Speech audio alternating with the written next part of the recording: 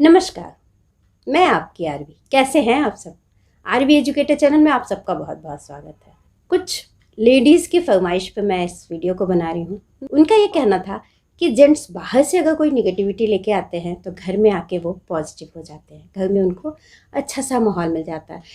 लेकिन जब हम महिलाएं घर में ही निगेटिविटी फील करने लगे तो हम कैसे पॉजिटिव हो? अच्छा, मैं आपसे ये पूछती हूँ कि ये निगेटिविटी आती कहाँ से है? जरा इसकी जड़ में जाने की कोशिश करें तो अगर कुछ अप्रिय सा लगता है, जो हमें अच्छा नहीं लगता, तो उसे ही देखकर शायद निगेटिविटी आती है, या हमें सम्मान नहीं मिलता, या फिर इम्पोर्टेंस नहीं मिलता। कुछ तो ऐसा है ना। तो अपने आप से पूछिए कि क्या आप जितना महत्व, जितना इम्पोर्टेंस, जितना सम्मान और सबको देती हैं, आप अपने आप को भी देती हैं? तो आइए 5 पॉइंट्स पे बात करते हैं जिससे आप अपने अंदर पॉजिटिविटी फील करने लगेंगे। सबसे पहले फर्स्ट पॉइंट है, अपने आप को स्वीकार कीजिए। ईश्वर ने जो कद काठी, जो रंग रूप आपको दिया है, उसको आप बेस्ट समझते हुए उसका सम्मान कीजिए। क्या होता है कि हम कंपैरिजन में पड़ जाते हैं, फिर अपने आप को ही दुखी कर लेते हैं। तो ऐसा ना कीजिए। कभी आपने सोचा कि आपकी माँ की आंखें थोड़ी और बड़ी होती, आपकी बेटी का चेहरा गोल होता या फेयर होती? नहीं ना, क्योंकि वो अपने हैं। अपने आप को भी स्वीकार करना शुरू कीजिए और स्वीकार करके सम्मान दीजिए अपने। सेकंड थिंग क्या है, अपने लुक से ज़्यादा अपने स्वास्थ्य पे ध्यान दीजिए। अगर आप स्वस्थ रहेंगे ना तो आप खुश रहेंगे, प्रसन्न रहेंगे, और जैसे ही आपको ज़्यादा प्रसन्नता मिलने लगेगी, पॉजिटिविटी अपने आप आ जाएगी। आपको सोचना भी नहीं पड़ेगा कि पॉजिटिविटी लाने के लिए क्या करें। और आप तो सेंटर हैं अपने घर की, तो आपकी वजह से ही पूरा घर जो खुश या दुखी हो सकता है। तो अपने आप को हमेशा प्रसन्नचित्त रखिए। तो इसके लिए स्वस्थ रहिए। स्वस्थ होने के लिए जो भी उपाय करना पड़े उस पर आप उपाय कीजिए। थर्ड पॉइंट क्या है, अपने आप को निखारिए। जितना अधिक निखार सकती हैं उतना अधिक निखारिए। मतलब अपनी अपीयरेंस को भी अच्छा बनाइए, अपने लुक पे भी थोड़ा ध्यान दीजिए।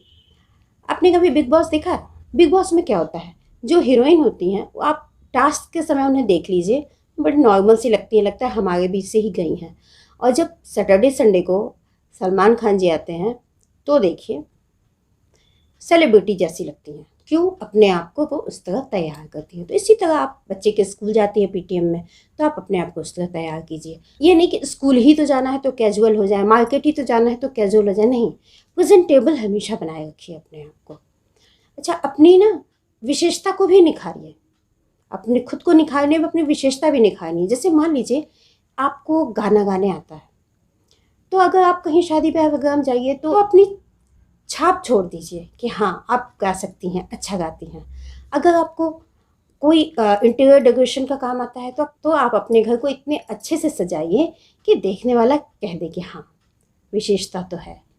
तो जैसे ही सम्मान मिलने लगता है, प्रसन्नता खुद ब खुद आती है और जिससे पॉजिटिविटी भी आने लगती है। कभी लगता है कि हमारे अंदर तो कोई गुण ही नहीं है, विशेषता ही नहीं है।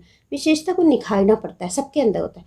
अगर कुछ नहीं समझ में आता ना तो गुड लिसनर बनिए। आजकल ना लिसनर्स की बहुत कमी है, सुनने वाला ही नहीं कोई है, सुनाने वाले तो बहुत है। सब अपनी समस्याएं कह लें और आप उन पर सलाह भी दे दीजिए। फिर देखिए कि कितने अच्छे से आपको ना पॉजिटिव एनर्जी अपने आप आएगी कि हाँ मैं किसी के काम आई। फोर्थ पॉइंट है कि जिम्मेदारी लीजिए। कोई भी कार्य करने की जिम्मेदारी लीजिए, कुछ ना कुछ सीखने की जिम्मेदारी लीजिए। हमेशा कुछ सीखने की इच्छा रखिए। अच्छा, मान लीजिए आप उस दौर के हैं जब इंग्लिश पढ़ाने पे इतना महत्व नहीं था। आज आपको अगर फील होता है कि मेरी इंग्लिश अच्छी नहीं है तो आप उस पर मेहनत कीजिए। हाँ, विफलताओं और गलतियों को सुधारने की कोशिश कीजिए। उससे फ्रस्ट्रेट ना होइए, उससे नेगेटिव थिंकिंग अपने अंदर नहीं लाइए। आज की गलती से कल सफलता पाइए। इस तरह के अपने माइंडसेट को बनाना पड़ेगा, कोशिश करनी पड़ेगी।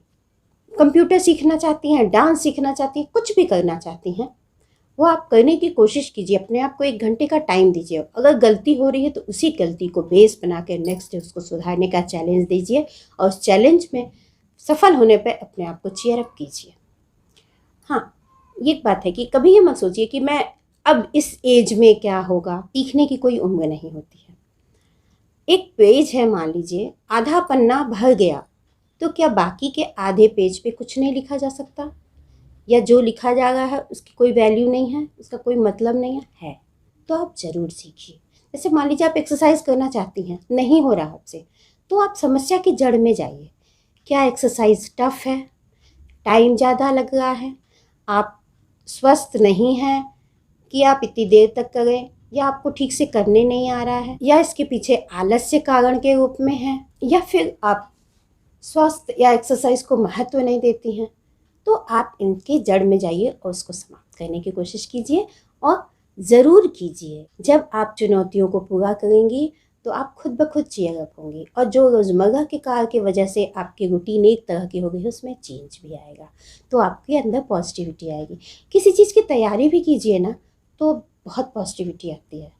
आपके घर कोई मेहमान आने वाला है, या आप किसी शादी ब्याह में आउटिंग में जाने वाले हैं, तो उसकी तैयारी में रहती है ना उत्साह की मात्रा बहुत ज़्यादा।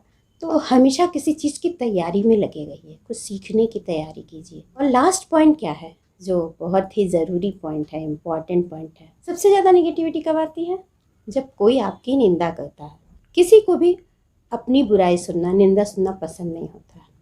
तो इसके लिए सबसे पहले तो ये कीजिए कि खुद पर ध्यान दीजिए, क्या आप किसी की निंदा करती हैं? अगर हाँ तो उसे छोड़ दीजिए, अपने आप में पहले सुधार लाइए।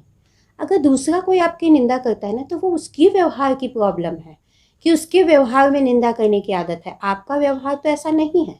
मान लीजिए अगर कोई कहता है कि वो कैसे चलती है कि उसके पैरों की आवाज़ आती है, अब आपको बहुत गुस्सा आया, नहीं, आप उसी निंदा में से अपने सफलता का मार्ग ढूंढ लीजिए।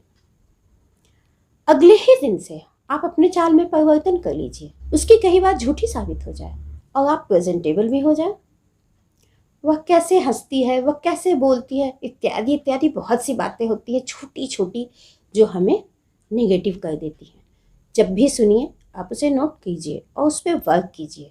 2-4 दिन, 6 दिन, 10 दिन, जब आप उस पर वर्क कर लेंगे ना तो आपको बड़ा मज़ा आएगा। उसके सामने चलते हुए 2-4 बार निकल जाइए, सोचने दीजिए, अरे मैंने तो उस दिन ऐसा देखा था, शायद मैं ही गलत थी क्या? तो आप जैसे जैसे आपके अंदर आनंद की अनुभूति बढ़ती जाएगी, आप पॉजिटिव होती जाएंगी, और आप जैसे ही पॉजिटिव होंगी ना, आपका पूरा घर पॉजिटिव हो जाएगा। बहुत सी महिलाएं होंगी जो बहुत पॉजिटिव होंगी, तो आप उन महिलाओं के साथ रहने की कोशिश कीजिए।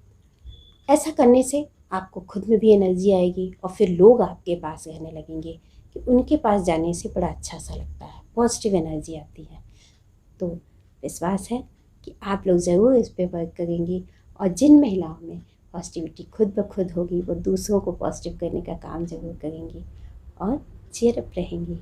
मिलते हैं अगले वीडियो में एक अच्छे से टॉपिक के साथ। और हाँ, याद है ना, आप लोग भूल जाती हैं, लाइक, सब्सक्राइब एंड शेयर ज़रूर कर लीजिएगा, इस बार नहीं भूलिएगा। नमस्कार।